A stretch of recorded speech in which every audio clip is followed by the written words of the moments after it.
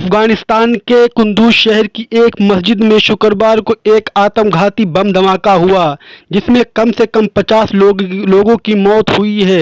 अमेरिकी सेना के देश छोड़ने के बाद ये सबसे बड़ा हमला है।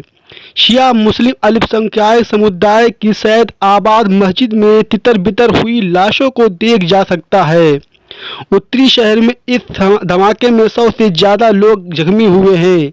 इस्लामिक स्टेट ने इस हमले की जिम्मेदारी ली है। शिया मुसलमानों को निशाना बनाने के पीछे अक्सर सुन्नी मुस्लिम चरमपंथियों का हाथ माना जाता है।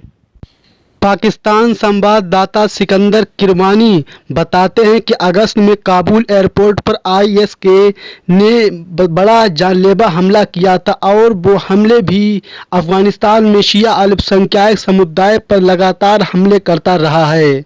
आत्मघाती हमलावरों ने मस्जिदों, स्पोर्ट्स क्लब और स्कूलों को निशाना बनाया है। बीते सप्ताह आईएस ने तालिबान के खिलाफ अपने हमलों के अभियान में बढ़ोतरी की थी। सिकंदर किरमानी बताते हैं कि रविवार को काबुल में आईएस ने एक शव की अंतिम यात्रा को निशाना बनाया था जिसमें तालिबान के वरिष्ठ नेता शामिल थे। इसके अलावा पूर्वी प्रांतों नागरहार और कुनार में छोटे हमले होते रहे हैं जो कि आईएस का पहले गढ़ रह चुका है। इस्लामिक स्टेट के अफगानिस्तान में मौजूद आईएस के खुरासान ने तालिबान के शासन का लगातार विरोध किया है और उसने देश के पूर्वी हिस्से में कई धमाकों को अंजाम दिया है। शुक्रवार की नमाज के दौरान मस्जिद में एक आईएस आत्मघाती हमलावर पहुंचा था जिसने नमाजियों के बीच अपने शरीर पर बंधे विस्फोटकों में धमाका कर लिया था।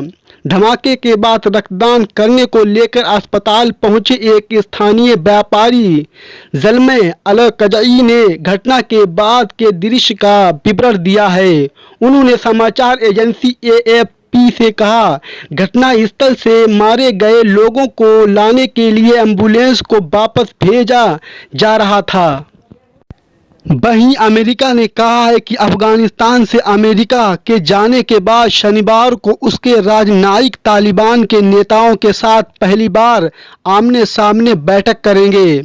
अमेरिकी विदेश मंत्रालय के प्रवक्ता ने कहा है कि 2 दिवसीय बैठक के दौरान अमेरिका तालिबान पर महिलाओं के अधिकारों के सम्मान, एक समावेशी सरकार के संगठन और मानवीय सहायता समूह के संचालन की अनुमति देने जैसे विषयों पर दबाव बनाएगा। अगस्त के अंत में अमेरिका के समझौते के बाद उसकी सेना देश छोड़कर चली गई थी और तालिबान ने अफगानिस्तान का नियंत्रण संभाल लिया था।